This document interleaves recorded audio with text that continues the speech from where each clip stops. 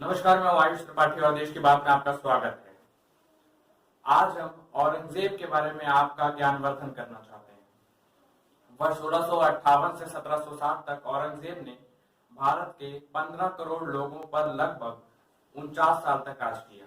इस शासनकाल में मुगल साम्राज्य इतना फैला कि पहली बार उसने करीब करीब पूरे उपमहाद्वीप को अपने साम्राज्य का हिस्सा बना लिया। औरंगजेब भारत को एक इस्लामिक राष्ट्र के तौर पर स्थापित करना चाहता था और इसके लिए उसकी नीतियां भी बहुत स्पष्ट थी। वो हिंदुओं से नफरत करता था और हिंदुओं को पूरी तरह खत्म कर देना चाहता था।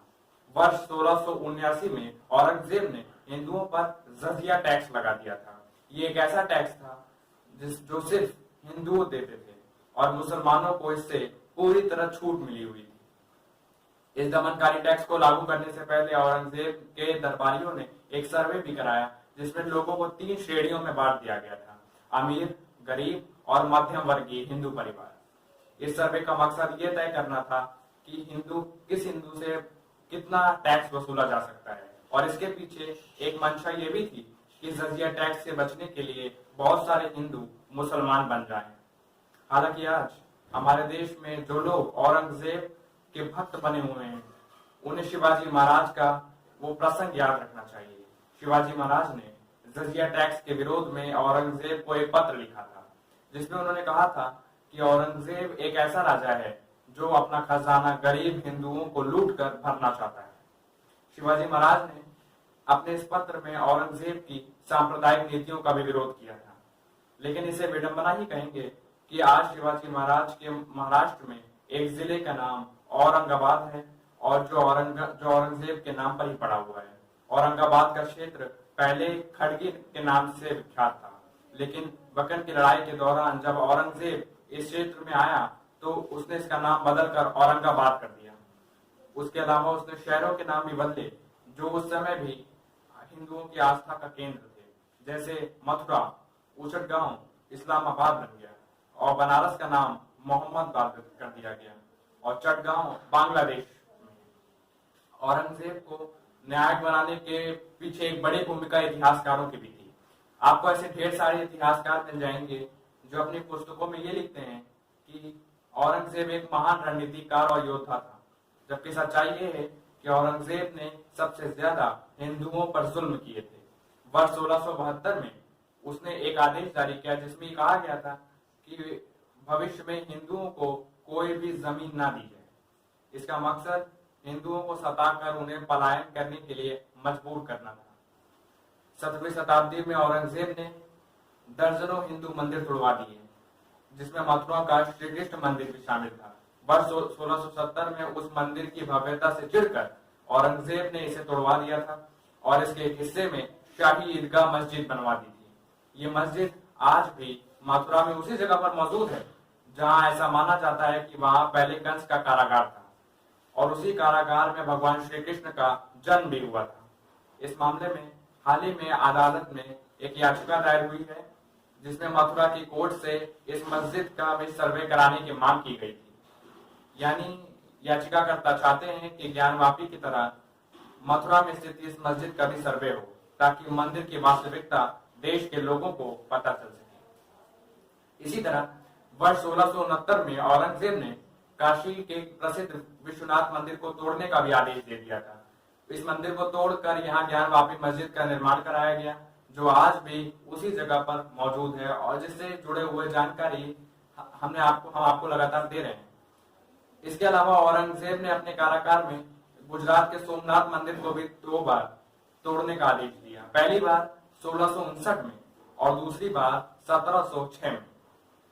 हिंदुओं के प्रति औरंगजेब की नफरत का अंदाजा आप इसी बात से लगा सकते हैं कि अपनी मौत से सिर्फ 1 साल पहले जब 88 साल की उम्र में उसे ये पता चला कि कुछ हिंदुओं ने सोमनाथ के खंडित मंदिर में भी पूजा अर्चना शुरू कर दी है, तो उसमें मंदिर के बाकी हिस्से को भी ध्वस्त करा दिया। इसके अलावा महाराष्ट्र, कर्नाटका, उड़ीसा, बुंदेलखंड, राजस्थान और गुजरात में भी अनेकों मंदिर तोड़वा दिए गए और इस बात का उल्लेख खुद उसे महान बताने वाले कई इतिहासकार करते हैं।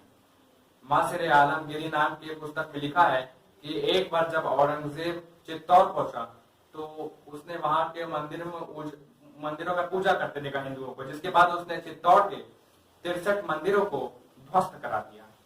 औरंगजेब के बारे में ये वो तमाम बातें हैं जिनके बारे में हमारे देश के लोगों को ईमानदारी से कभी बताया ही नहीं गया। आपने भी बात स्कूल में कभी पढ़ी नहीं होगी, बल्कि इस मिलावटी इतिहास को लोगों के दिमाग में बैठाने के लिए कई तरीके अपनाए गए हैं। इनमें से एक था, जिन अस्पताल में आप जन्म लेते हैं, जिन स्कूलों में आप अपने बच्चों को पढ़ने के लिए भेजते हैं, जिस सड़क का इस्तेमाल करते हैं, जिस हवाई अड्डे से सफर करते हैं और जिस संग्रहालय में इतिहास का स्मरण करने जाते हैं, उनका नाम मुगल शासकों के नाम पर रख देना। वर्ष 2011 के जनगणना के मुताबिक भारत में ऐसे जिलों, कस्बों और गांवों की संख्या 700 से ज्यादा है जिनके नाम मुगल शासकों के नाम पर है। इनमें 61 जगहों के नाम पहले मुगल शासक जहीरुद्दीन मोहब्बत उर्फ बाबर के नाम पर है, जिसने राम मंदिर तुड़वाया था। मुगल शासक हुमायूं के नाम पर 11 जगह के नाम हैं।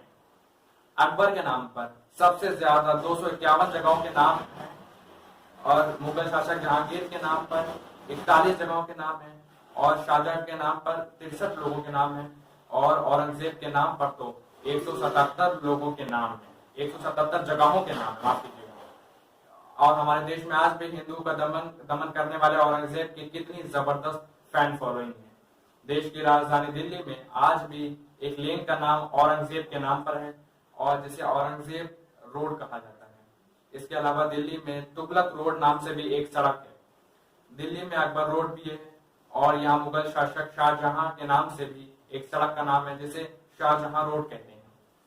इसी सड़क से कुछ दूरी पर देश के संसद है, प्रधानमंत्री का कार्यालय है, बड़े बड़े सरकारी दफ्तर हैं और इसी के पास देश के बड़े बड़े मंत्री और जज रहते हैं। सोनिया गांधी और राहुल गांधी जैसे बड़े बड़े नेता भी यहाँ रहते हैं, लेकिन आजादी के 75 वर्ष बाद भी इनका नाम नहीं बदल सका। और ये बातें कि हमारे देश के इतिहासकारों और नेताओं ने कितनी चालाकी से क्रूर मुगल शासक को हमारा की जा रही है। हमको जिस तरह बाबरी मस्जिद छीन लिया गया, उसी तरह इस मस्जिद को छीनने की कोशिश की जा रही है। इसी तरह से आपने अभी बताया कि मथुरा का मसला है, श्रीरंगापट्टनम की एक जामा मस्जिद को कहा जा रहा है, मुंबई में हाजी अली दरगाह के ताल्लुक से अनाप शनाप बका जाता है, कर्नाटका में एक 150 साल पुरानी मस्जिद है, उसके नए हिस्से को तोड़कर बनाया गया तो वहां पर विश्व हिंदू परिषद बजरंग दल के लोग पहुंच गए कि नहीं वहां पर मंदिर थी। तो हम उम्मीद करते हैं कि 19 तारीख के दिन मुकम्मल उस लोअर कोर्ट के ऑर्डर पर सुप्रीम कोर्ट स्टे देगी और इन चीजों को खत्म होगा। ये हमने एक तमाशा बन जा रहा है सब कि सारे जो मंदिरें तोड़े गए थे उसमें सिर्फ 3 पर हमारी दावा है, क्योंकि इसमें भगवान प्रत्यक्ष आया था। राम जन्मभूमि, राम पैदा हुए वहाँ और कहीं नहीं पैदा हुए, एक ही जगह में पैदा हुए। यही हमने तर्क भी दिया था जब मैंने पेश किया, तभी तो सुप्रीम कोर्ट में केस चली और सुप्रीम कोर्ट में मैंने ये कहा कि ये मेरा मूलभूत अधिकार है। वहाँ से शुरू हुआ, ये किसी का संपत्ति का सवाल नहीं है कि मेरा ये हिस्सा है इतना, उनका हिस्सा इतना है। ये सीधा जनता, हिंदू जनता की अधिकार है। तो ऐसे इस सिचुएशन में मैं यही कहूँगा कि इसमें जो भी होना है वो आप कोर्ट में जाकर कहिए, बट क्या बोलोगे वहाँ कोर्ट में जब इसमें कोई आपका मूलभूत अधिकार नहीं है।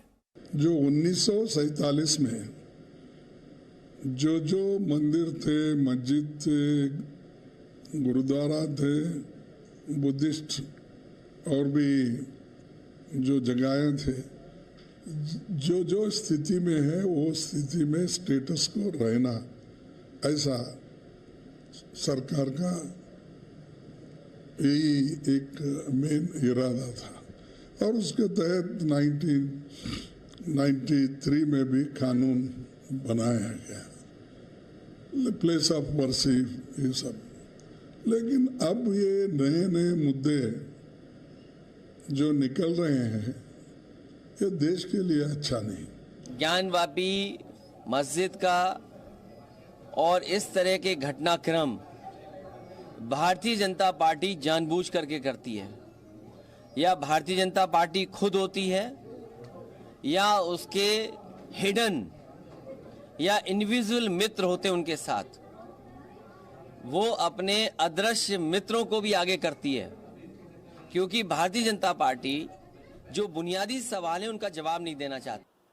हमारे देश में एक खास विचारधारा के लोग अब इस मामले को लेकर सांप्रदायिक माहौल बनाने की कोशिश कर रहे हैं और इस पूरे मामले को इस तरह से पेश किया जा रहा है जैसे ये पूरी कार्रवाई एक खास धर्म के खिलाफ की जा रही है, जबकि ऐसा नहीं है। ये मामला इतिहास से जुड़ा हुआ है और हमें लगता है कि इस केस में न्याय की प्रक्रिया पर सवाल उठाने के बजाय देश के लोगों को अपनी अदालतों पर विश्वास रखना चाहिए और भरोसा रखना चाहिए। तो चलिए आज के लिए बस इतना ही, मिलते हैं आपसे जल्दी। खुश रहिए, सुरक्षित